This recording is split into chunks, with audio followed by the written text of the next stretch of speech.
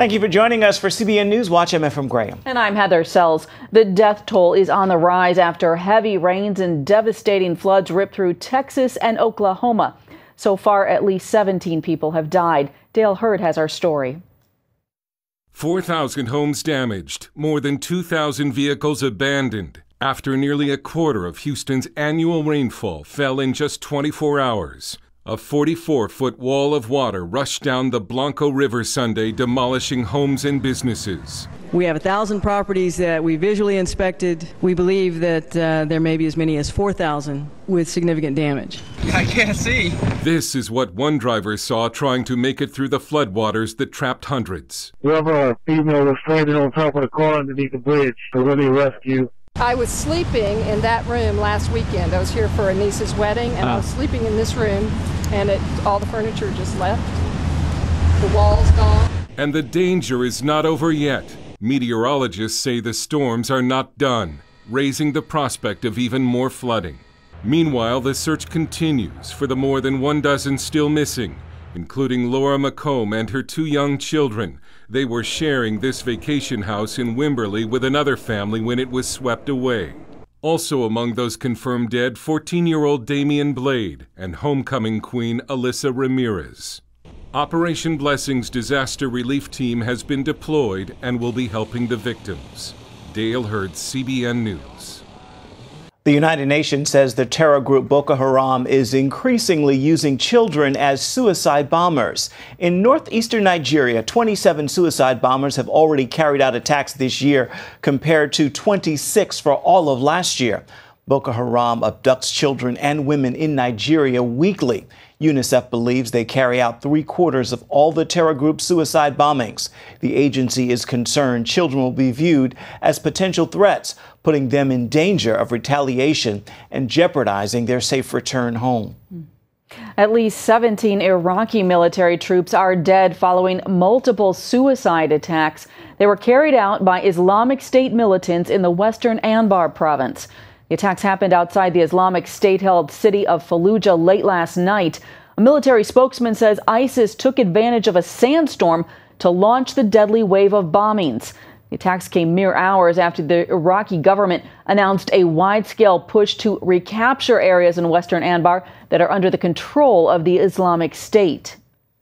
2 South Sudanese pastors could be facing death sentences for sharing their Christian faith in neighboring Sudan. The Presbyterian pastors have been charged with inciting organized groups and offending Islamic beliefs, as well as undermining Sudan's constitution and espionage, which carry the death sentence or life in prison. One of the pastors was arrested back in December after delivering a sermon at a church in Sudan, and the other in January after inquiring about the first one. Their next court date is May 31st. French officials are calling for the expulsion of hundreds of migrants who have set up makeshift camps in central Paris. The migrants, mostly from East Africa, poured into a camp under a railway bridge. City leaders say authorities have tried for months to find a better place for the migrants, but as the camps keep growing, local leaders want to step up the pressure on the French government to find a solution. Meanwhile, many migrants say this is not the Europe they expected. Living in this place, smelling the urine all the time. Weather is very cold, no food, no even bathroom to do anything. This is not life. Officials want the migrants to be relocated to more humane dwellings as early as next month. Human trafficking is on the rise in Europe. Each year, dozens of women from poor families are lured to the West for sham marriages in order for their so-called husbands to gain entry and to work in the European Union. As Charlene Aiden reports, many of the women are left with nothing or forced into prostitution. Klara Belagova grew up in Slovakia in a poor gypsy settlement. At 18, she left home for Great Britain to marry a man she had never met. The arranged marriage would allow the Pakistani bridegroom to live and work legally in Europe. Upon her arrival in the UK, the man took her passport and other documents, leaving her with nothing. He didn't let me out at any time. He told me it was not possible to go out there. He always said that. Then Balagova's husband-to-be dumped her, all alone. Each year, scores of women like Balagova are lured to the West for marriage shams, something that's on the rise as Britain tightens its borders and lawmakers urge for tougher immigration laws. Authorities say the prospective bridegrooms are often Asian or African, living in the EU illegally or on short-term visas. The men promise jobs, money, and a better life abroad, all so they can stay in the country without fear of deportation. Most brides get paid for trips to countries like Britain, Ireland, and Germany, not realizing it's all a scam until they arrive. They're often held captive until the signing of their marriage papers. Many end up trapped without money in a foreign country, or worse, used for sex and drug trafficking. The going rate for a female is between £3,000 and £4,000, of which the female will see virtually none of that. So that would be the money that we think has changed hands. Many of the brides end up in Britain. We have information that there are in the Rochdale area upwards of 400 sham marriages. I think it's important to say that that doesn't mean there are 400 trafficked victims, but certainly of those 400, some will have been trafficked into the country illegally. Alan Doherty from the charity Hope for Justice wants to help these women. He says poverty and fear drive them to such desperation. The victim doesn't want to do this, but feels they've got no way out. So they will go into the sham marriage thinking that they've got no choice. And actually where people argue and say, no, I don't want to do this, that's where perhaps a trafficker will use other means of control. And that's where threats against themselves or their family back home are used. And that's a very powerful way of controlling somebody. If you think that your family back home, that the house is going to be set on fire or people are going to be attacked and injured, it's a massive means of controlling you, and people tend to go along with what the trafficker wants them to do. Balagova eventually returned to her home in Slovakia, but she says she's willing to take her chances again for a shot at a more prosperous life. It was 100 times better for me in England. It's not good at all for me here. I'd like to go back to that city. Decisions like that make the British crackdown on this type of human trafficking all the more difficult. Charlene Aaron, CBN News. Israeli fighter jets carried out airstrikes in the Gaza Strip today, just hours after terrorists fired a rocket into southern Israel.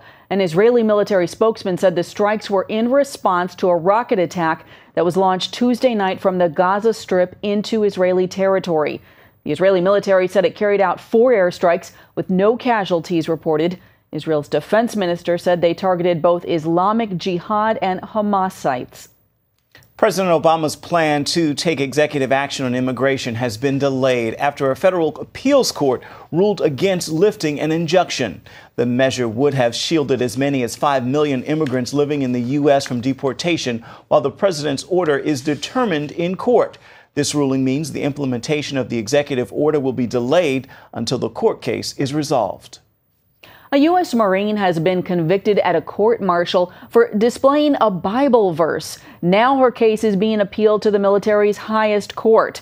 When she was stationed at Camp Lejeune in North Carolina, Lance Corporal Monifa Sterling posted Isaiah 54:17, "No weapon formed against you shall prosper." Her supervisor reportedly cussed at her and told her to remove it. Sterling argued she had a First Amendment right to religious expression and did not take down the verse, so the U.S. government criminally prosecuted her. Both the trial and the appellate court said displaying a Bible verse is not a protected religious exercise. Now, Liberty Institute is asking the military's highest court to take the case and protect Sterling's right to religious freedom. The IRS is reporting a massive online security breach. Officials say more than 100,000 taxpayers' information has been stolen from an online system called Get Transcript. It lets taxpayers get returns and other tax filings from previous years. The IRS says it will provide credit monitoring services for those impacted by that hack. Coming up, he says Christian beliefs are on the verge of being labeled as hate speech. Hear what motivates Republican Marco Rubio in his quest to become the next president of the United States. The growing amount of debt around the world is one of the biggest threats to the global economy. That is the warning from Andrew Wilson, the European chief executive of Goldman Sachs Asset Management. He points out as people get older and older in the U.S., Europe, and Japan, it is going to be harder to pay down all of that debt. The London Telegraph reports Wilson says as populations age, these major countries no longer have the young workforce required to keep their economies going and generate enough money to pay off their debts. Well, here at home, the federal government is still backing up huge liabilities in the financial system. As the Wall Street Journal reports, the Federal Reserve of Richmond has revealed that U.S. taxpayers are standing behind nearly $26 trillion of financial liabilities. The Dodd-Frank Act was supposed to prevent more big bank rescues, but it hasn't turned out that way. Instead, critics say the federal government would almost certainly act to bail out major banks or other financial institutions.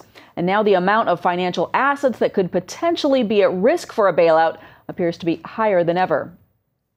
In 2008, a young Democrat named Barack Obama captured the White House. Now, nearly 8 years later, another up-and-coming politician has a chance to make a similar path. This time he is a Republican, and his name is Marco Rubio. David Brody brings us this look at the Florida senator's views on his faith, his family, and his future plans. Senator Marco Rubio.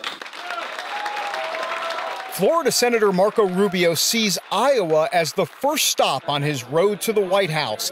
It's the ultimate American dream, and for this 43-year-old, the future is now.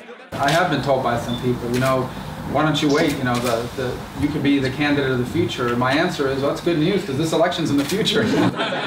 And that philosophy will be the centerpiece of his presidential run with the campaign theme, A New American Century. We are engaged in a massive global competition for investment and for innovation, and we are falling behind because our government has policies that are holding us back. Rubio supporters see him as an American success story. Raised in a Spanish-speaking home to Cuban-born parents, he grew up as part of the working class. After arriving in America, both parents worked hard. Their rich family spirit made up for any financial shortcomings. A lesson that sticks with him to this day. First of all, the family is the original cell of society. In essence, it is the first and most important government. It's the first church. The family is the singular most important institution in society. It existed before government. It existed before laws. A strong faith is also key. He grew up Roman Catholic, though at one point the family tried Mormonism.